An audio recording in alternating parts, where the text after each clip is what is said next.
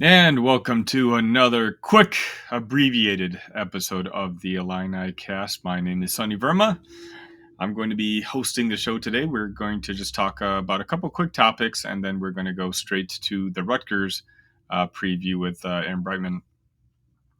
Big game tomorrow for Illinois. Obviously, Rutgers kicks off Big Ten play, but I'm going to start off with a little football talk, actually. Yesterday was reported that Reggie Love has decided to enter the transfer portal. It surprised a lot of people. I definitely did think that a running back would enter the portal. That running back room is pretty crowded as it is. I just didn't think it would be Reggie Love.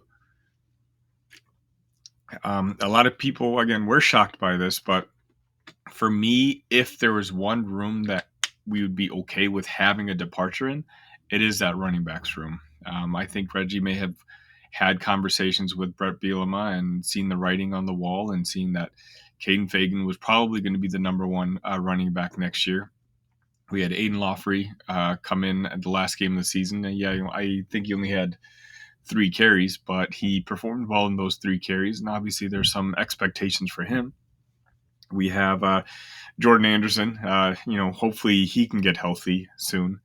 There was high expectations from him as a recruit.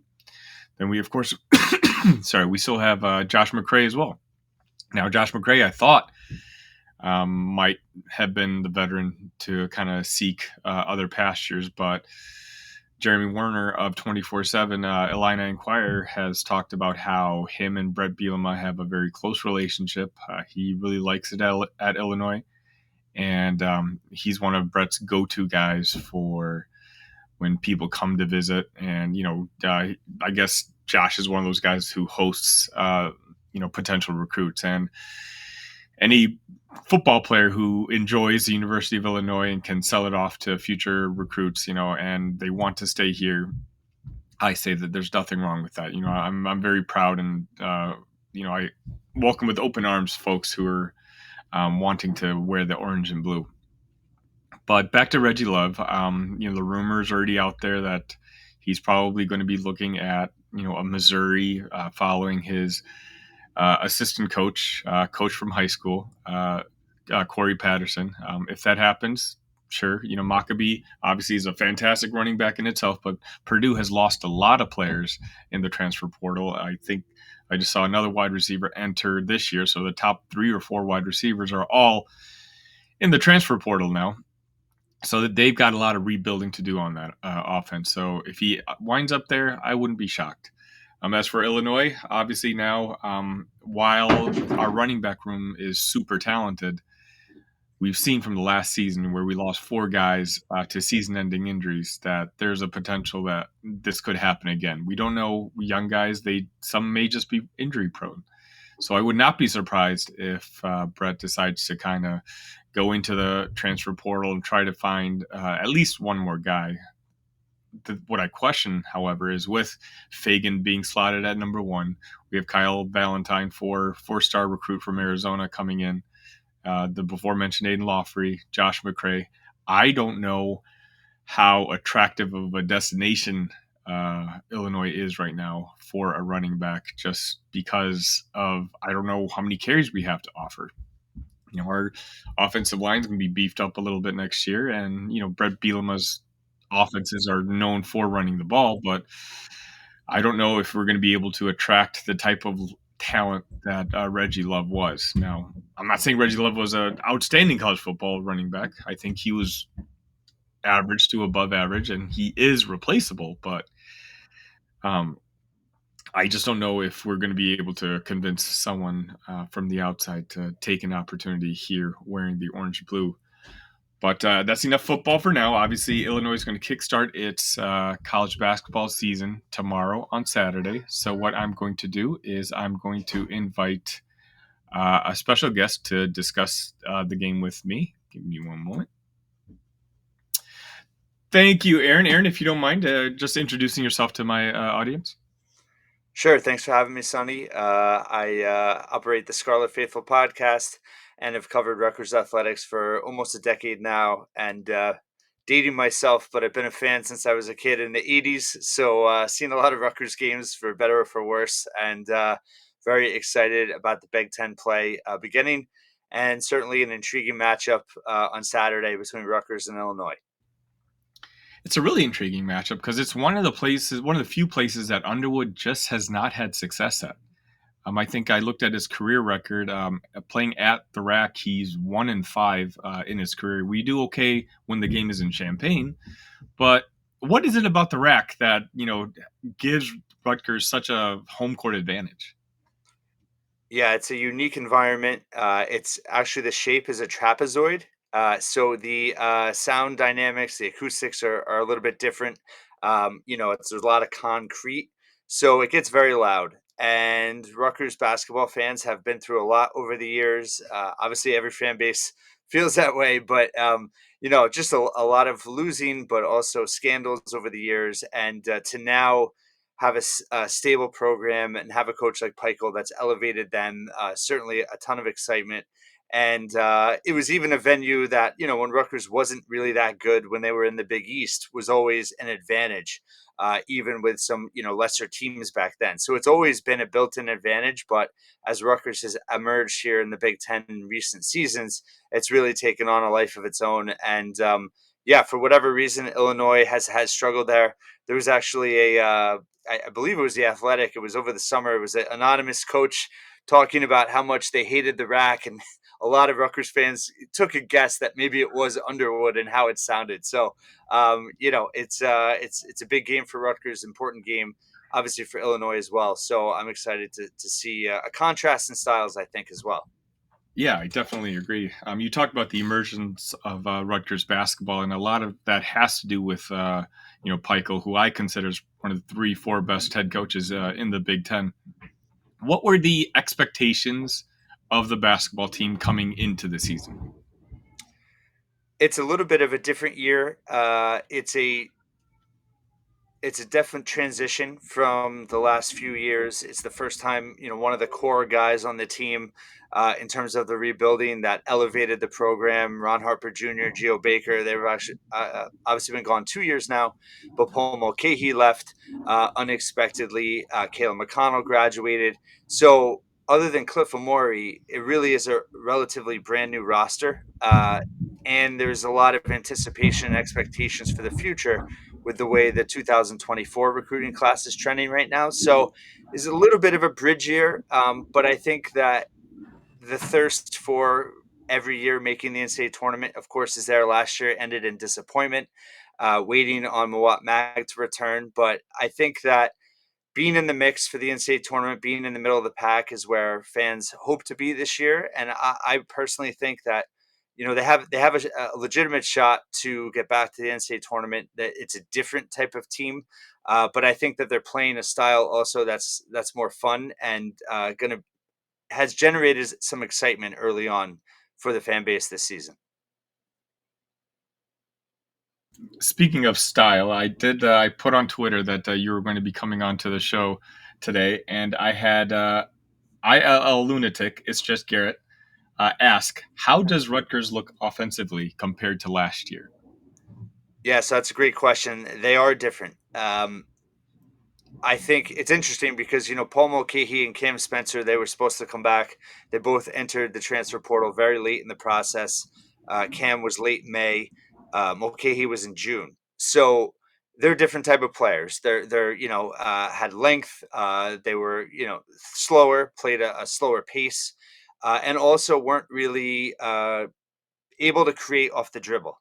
So Peichel had brought in Noah Fernandez before they had left to kind of fill that role, because what happened last year was with Derek Simpson, he really ended up being the only guy that could create off the dribble and create offense, and they needed more of that. So bringing in Fernandez was a big part of that. And then when Spencer and Mulcahy left, it kind of gave Rutgers an opportunity to reinvent themselves a little bit. I think they were heading that way anyway. When you start talking about some elite recruits that they're pursuing, Dylan Harper obviously among them.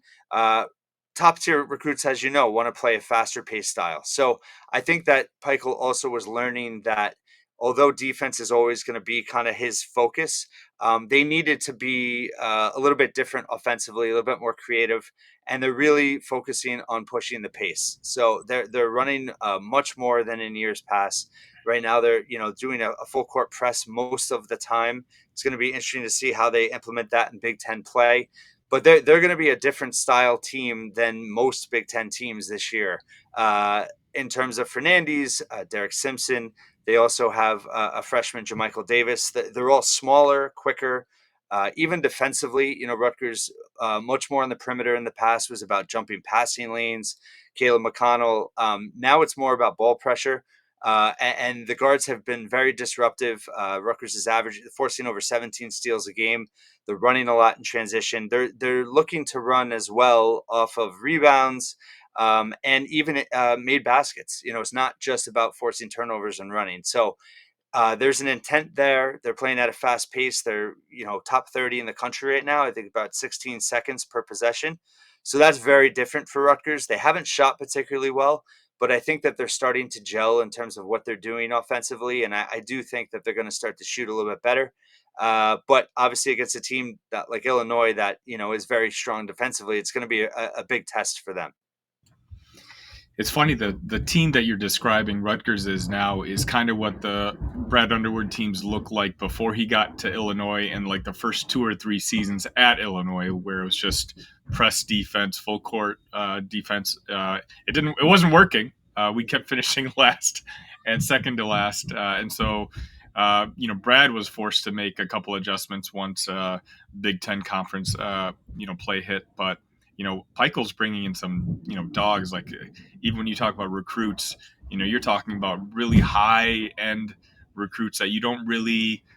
I don't mean to be disrespectful, but you don't really Okay. think would be associated with, like, you think of going to the bloods, not necessarily Rutgers. What do you think? What is it about Pikel that just, is it a strong NIL game? Like, what is it that makes Rutgers such an attraction for these high end players?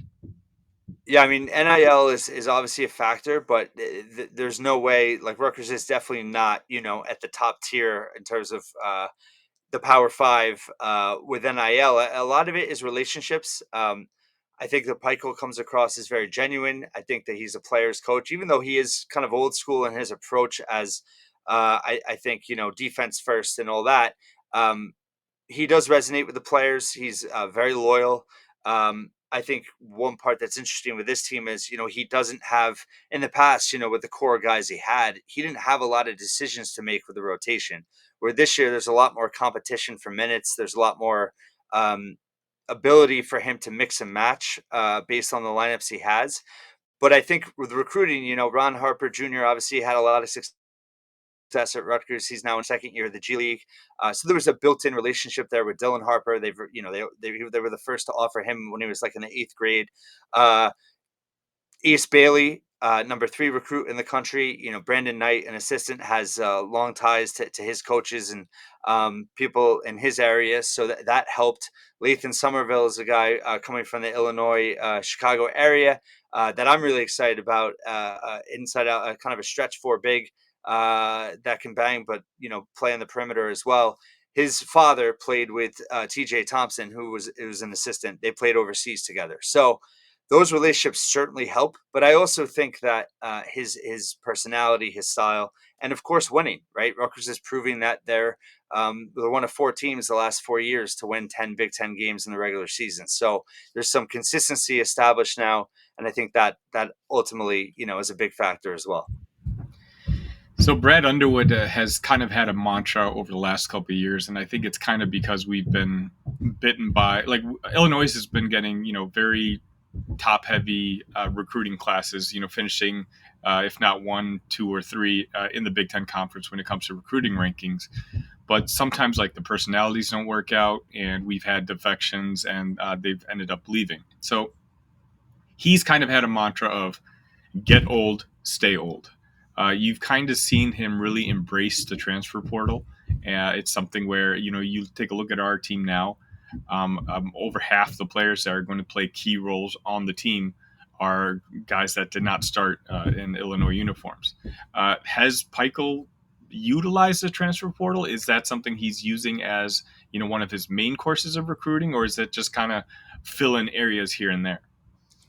Yeah, he's embraced it more so, but he's still, at the end of the day, he's very much a relationship coach in that he wants to develop players. So he believes in getting old too, but he likes doing it more organically, where he has players in the program 3, 4 years. Even guys like Mawat Mag had a breakout year last year. It was his third year before he really made an impact on the team. Uh, he's still recruiting that way as well. It is unique. You were saying, with like top end guys, we've never had guys that have gone into the draft after 1 year. So that's going to be interesting to see how he handles that. But what I think is key about the 24 class is they have other guys that are going to be there a long time, and I think that have higher end talent in terms of upgrading the roster. But yeah, he's very much a development guy. He's very selective in who he brings in from the portal. And he's talked about the differences in recruiting. He calls transfer portal recruiting like speed dating, in terms of how you get to know and build relationships with players. But he's hit more than missed over the years. And even his first season, before the portal was even a thing. I mean, he always brought in one key transfer each year. It's just starting to become more high profile in terms of who he's bringing in. Cam Spencer obviously worked out, didn't stay, is now starting for the defending national champs. Uh, Noah Fernandez was a key addition from UMass, and he's been a great culture fit. He's been a great, just in terms of his leadership and also the way what he brings them on the floor. And then also he brought in Austin Williams, who's a seventh-year guy. So he played in the NCAA tournament at Hartford. So those are two older transfers that he brought in that are in the rotation that have certainly helped, as they've turned the roster over a little bit. They also have two freshmen in the rotation, and Gavin Griffiths, who's a top 50 recruit, and then Jamichael Davis. So he balances it out. He's definitely not pro portal in the sense of he's going to bring in 3, 4, 5 guys each year, but he uses it appropriately where he kind of fills gaps on the roster that he needs. And I think he's done a relatively good job of it, even if he has been a little bit begrudging to embrace it. Mhm.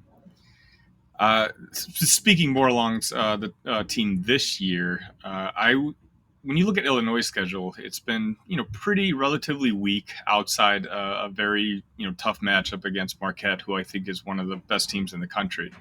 And then I was taking a peek at Rutgers' schedule this morning, and it seems like there wasn't really. It may have been weaker than Illinois' schedule. Is this just something that Peichel does? Does he like to schedule tough non-conference games, or does he like to kind of build team trust and kind of take care of the weaker teams early in the season? Yeah, it's been a point of contention, and the NCAA tournament selection committee did cite it last year as part of the issue of why they didn't get in. So he actually has made a concerted effort to make the non-conference harder, and even the teams they've played. I mean, they're at least in the twos in KenPom versus in years past. He had 4, 5, 6 teams in the threes, sub 300 range. But they hosted a Bryant team that gave them a little bit of a battle that went down to Florida and beat Florida Atlantic. So that was looking like a quality win. He scheduled Princeton, which is the longest, or the oldest rival that Rutgers has had. They hadn't played in a decade. It probably doesn't look great in hindsight that they played the first game, because Princeton showed that their experience. They had 6 guys back in the rotation from their Sweet 16 team, and even so, Rutgers played it pretty poorly and were in it till the end. But yeah, he traditionally has scheduled to the mindset that you said, which was roster building, experimenting a little bit with rotations. But overall, they have upgraded. I mean, this starts a 4 out of 5 game stretch where they host Illinois, then they're at Wake Forest, at Seton Hall.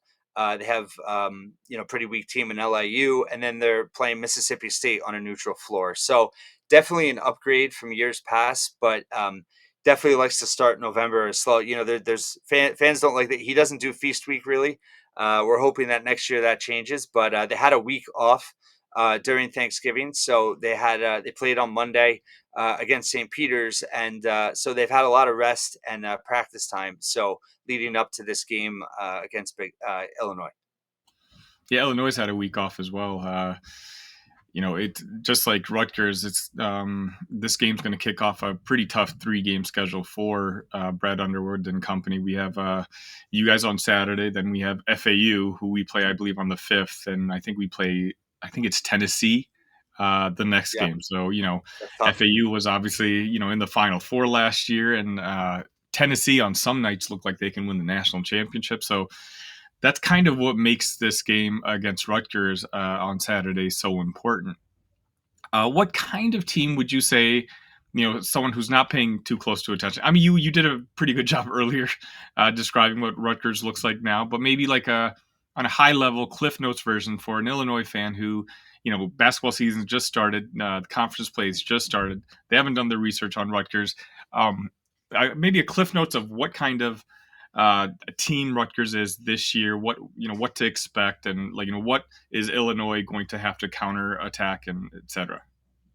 Yeah, perhaps an unintentional pun, but Cliff Omori, All Big Ten center, is back in the focal point in a lot of ways. Offensively, he's a little bit. He operates much better in space. So when they can get him off of screens, rolling to the basket, lobs, they've done a much better job this past year. He's not so great in terms of backing defenders down on the block and needing to make a post move to get to the rim. He's much better when he's able to move around and utilize his athleticism. But he's an elite rim defender, elite rebounder, and he's been a big part of their defensive dominance so far. Rebounding's been an issue. Their wings have not rebounded too well. Andre Hyatt is back. He's kind of a hot and cold scorer. He's had some big nights for them, but can struggle with a shot at times. But he's a versatile defender. Gavin Griffiths is a guy that gives him a different dimension offensively. He's a true freshman, but he's very high end talent. So it'll be interesting to see what he can do in his first real big test of his career against Saturday. But overall, they're looking to create offense through their defense. They are been very good in terms of inside the arc, making it very difficult for opponents to score inside. They look to run at all times. They have done a pretty good job of not turning it over. They're struggling shooting. They're not shooting well from three. They're not shooting well from the foul line. I know, kind of similar to Illinois so Yeah, far. yeah, exactly. And layups have even been an issue at times. But I I'm encouraged because I think offensively they're starting to get an identity. They're starting to figure out how to get quality looks. And I do feel like the shooting will come at one point sooner rather than later, hopefully. But it's a tough team. It's a physical team, like always. They're a little bit deeper this year. They plays 8, 9 guys that I think are pretty interchangeable for the most part. So they're definitely deeper. But like I said, the differences are they play faster, and just in terms of how they're forcing turnovers is a little bit different. But it's definitely a team that is going to struggle on nights offensively and rely on their defense. But I think that how they are able to get their transition game going is going to really dictate their success in Big Ten play. Yeah, Illinois is kind of similar to what you basically just described Rutgers in being. It's on offense. A lot of times, it's been the Terrence Shannon show. We're just trying to figure out who that second guy is that's going to be able to step up and take that role as the Terrence's sidekick. We obviously all thought we all have high hopes for Coleman Hawkins, but he didn't. He hasn't played very well at the beginning of the season, and then he ended up missing the last couple of games because of an injury. So that's kind of what we attribute maybe his early season struggles to. From my knowledge, he is going to be playing tomorrow, but I don't know if he's starting. I don't know what kind of minutes he's going to be playing. In his absence, Dane Danger has played very well. He's obviously a very gifted scorer, especially around the basket. So it'll be interesting to see that big man matchup in the middle of the paint. Danger just can't shoot free throws to save his life. He missed his first 11 of the season, and that's just for some reason that's just been a staple of a Brad Underwood program, and he can't figure it out. He says they hit him in practice, but our team, just like yours, has been struggling to make the wide open 3 pointers. Free throw shooting has been struggling. Defensively, we're very big. We're a very big team.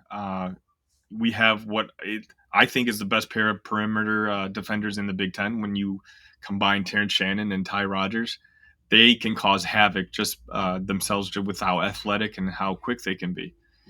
Our weakness this year has been point guard. We don't have one. Um, what's his name? The Marquette point guard, Cockle, I think his name was, just drove circles around us. He had like 27 points. We could not stop him to save our lives. And so it's one of those where, we really don't have anyone to guard the point guard, nor do we have someone I trust, at least that we trust at the end of games to set a play up should it come down to that. So that's going to be interesting. Um, how would you say your guard play has been so far this year? Yeah, I think that's the most encouraging part is the last 3 games, 4 games, you've seen them start to gel. Derek Simpson struggled, initially. He's a sophomore, had a pretty good freshman campaign, was had a few games where he took over. They won at Penn State late last year. They were trailing by 20, and he essentially was the reason they won that game.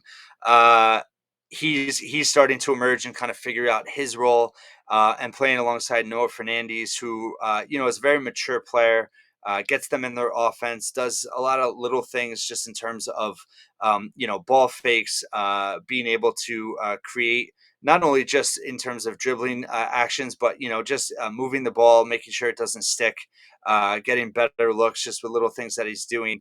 And both of those guys, as well as Andre Hyatt, like those 3 guys, if they can get to the foul line, they shoot at a really high rate, over 80%. It's everyone else that's kind of struggled. So it's important and Rutgers hasn't really been in a game where there's fouling down the stretch.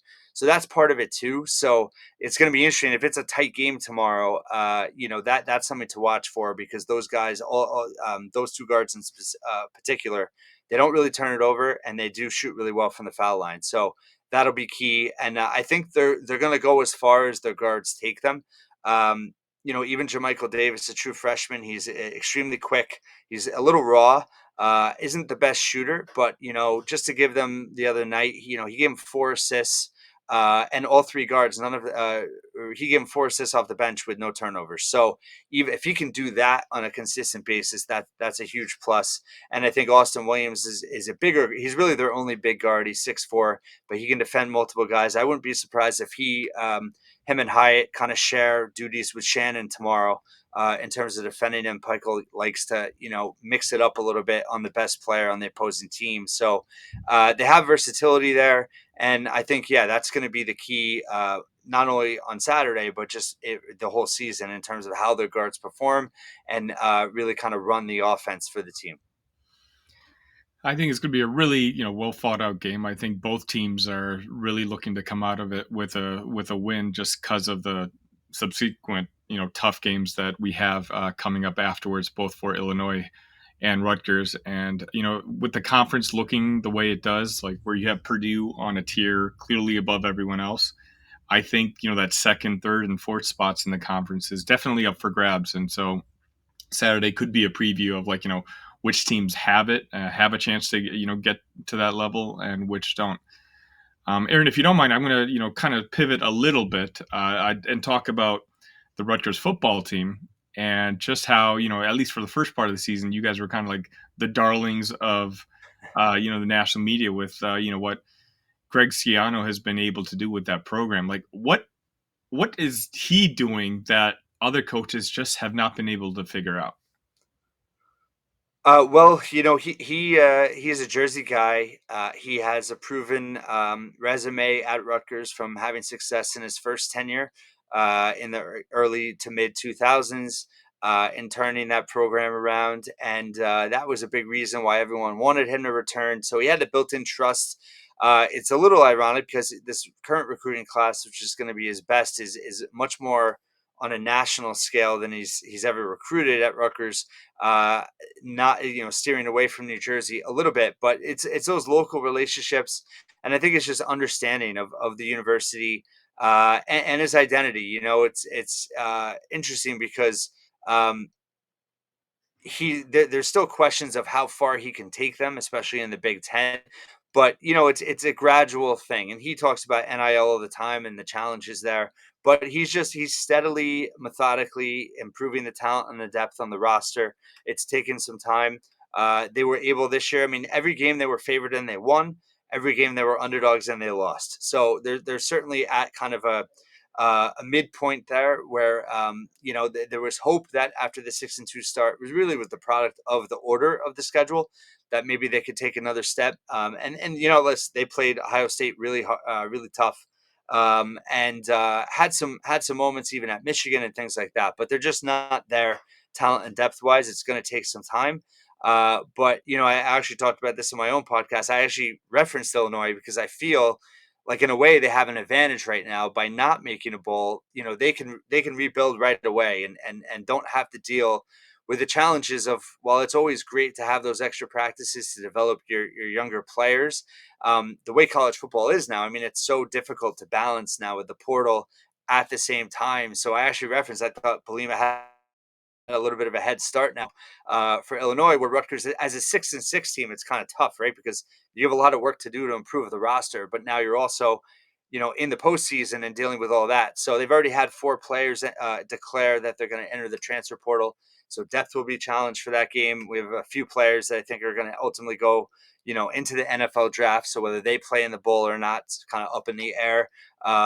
Most notably, Kyle Monungai, who won the rushing title for the Big Ten. So there's a specific identity there, with defense and the run game and controlling the clock. And, they need to get better on offense, but, they're certainly made some strides. It's just a matter of how much farther he can take this in terms of elevating the program. It's going to be interesting to see, with the new teams coming in next year, and obviously with the abolishment of divisions, which was good for you and horrible for us. Um, how programs like Illinois and Rutgers, how they can kind of fit in what's going to be the new Big Ten moving forward. Are they going to be able to adjust, continue to make those bowl games, or are they just going to be left behind by, those, the halves that are coming into the conference? So it's something like, it's, with the Minnesotas, I've had this conversation with the Minnesota folks, Rutgers, just, it's going to be interesting to see because, obviously Oregon, USC, Washington, they're bringing in some fast athletes. They're going to be bringing in a style of play that no one in the Big Ten, outside maybe Ohio State, really plays. So, like, almost the identity of the conference is going to change in a major way. So that'll be fun to watch. But Aaron, thank you again so much for your time. If you don't mind, one more time, if you can let my followers know where they can find you. Yeah, thanks so much for having me. It's the Scarlet Faithful podcast. Anywhere you listen to podcasts, Apple, Spotify.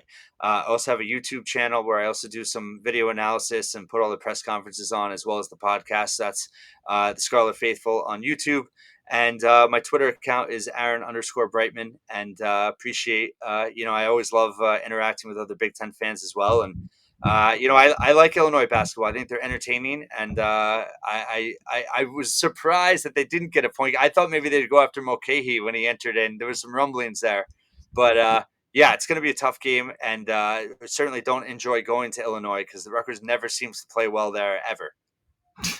Well, I mean, you guys return the favor when we go there, so I don't know. Maybe we can just have home games and we just switch every year or something like that. But Aaron, thank you so much for coming on today. Again, the game is tomorrow. Is in the afternoon. Do you recall? I Yeah, don't. it's four p.m. Eastern on Okay. BTN. I know Illinois great Stephen Bardo is on the call. Oh, very nice. He's been on the show before a couple weeks ago. Yeah, Stephen Bardo Nice. was on the. Yeah, so good luck to you guys. Again, it's one of those where you guys are bringing on a lot of good players. So seeing this as a rebuilding year for you guys, but again, as I mentioned, I think you have one of the 3-4 best coaches in the conference. So you guys are in pretty good hands. So good luck to you guys and your football team as well, because I think your football team is probably going to need it just as much as we are. Absolutely. Thanks so much for having me, and good luck to Illinois as well. Thanks, Aaron. There you have it. We have Aaron Breitman from the Rutgers perspective, offering us the Rutgers perspective. If you don't mind, if you can please like and subscribe to the Illini Cast. We're on YouTube, we're on Apple, we're on Spotify, all of those channels. I can't tell you how much it helps the algorithm for little channels like us. We'd really appreciate it. And we'll be back next week with a recap of the Rutgers game, and we'll talk about the FAU game. And until then, take care.